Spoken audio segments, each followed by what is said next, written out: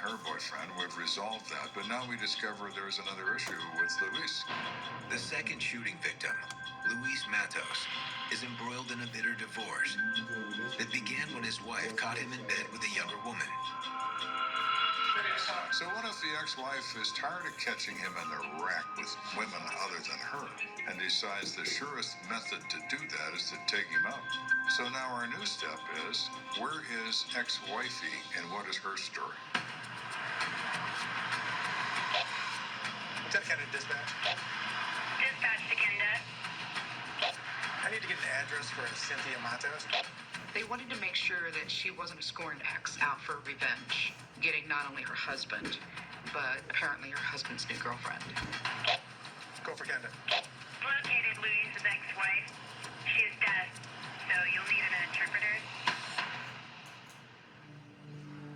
So we go over, we talk with this woman through an interpreter. Mrs. Matos, I'm sorry, but I need to know your whereabouts between the hours of 7 and 9 p.m. last night. She was here with her children and her mom. We have an alibi we can check out, we do, and it works. So this little deaf woman who is so quiet and reserved can explain her whereabouts quite well during the time frame of the murder. She has no opportunity. She may have motive, but you need opportunity, and that she doesn't have. The murders haven't made the local news yet. Now it's up to Kenda to tell Cynthia about Luis's murder. It's much more difficult to give a death notification through an interpreter. It's not the same as eye to eye, voice to voice. Hear my voice and feel me tell you that I'm sorry about the death of your loved one. Mrs. Matos, I'm sorry to have to tell you this, but Luis has passed away. I have no idea what or how the interpreter said it, but I could see her almost physically jump as she was watching this woman's hands, telling her what I told her to tell her. The police came to where I was living and told me that Luis was murdered, and I was just heartbroken. I'm very sorry for your loss. Even though Luis wasn't faithful to his wife, he was always there for their kids. She had 2 children. They were Luis's children. Never going to grow up without a father. Who's this little girl?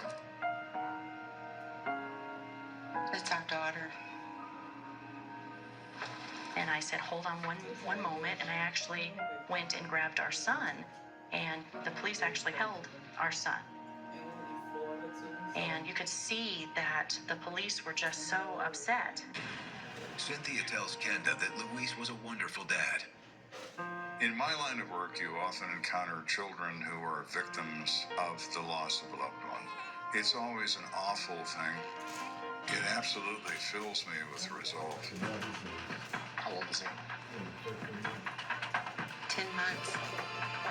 I can't undo this. I can't make their father become alive. I can't do any of that. But I can take revenge for them. That I can do. We're going to do something here that needs to be done. And that's what I do. So now what, boss? That's a good question. We're in a quandary as to where to go next. When you are conducting the investigation, sometimes you run out of leads, you run out of direction, and you have to go back to the beginning. You always go back to the scene, and you start fresh again. So we continue pursuing knocking on doors. We're going to knock on every door until we get an answer from every person in this complex to see if they know anything. 3 hours into it, the officers' canvassing efforts pay off. Hey man, how's it going? I'm Detective. A detective knocks on apartment 12 and finds a Felicia Miller who lives in this apartment. You know anything about what went on upstairs?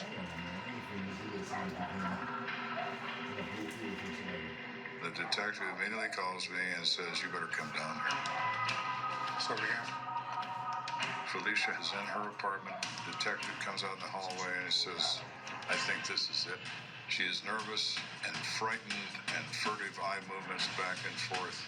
Everything about her says key witness, and everything about her body language says she's afraid, but she knows. I can feel it in my bones. This is the magic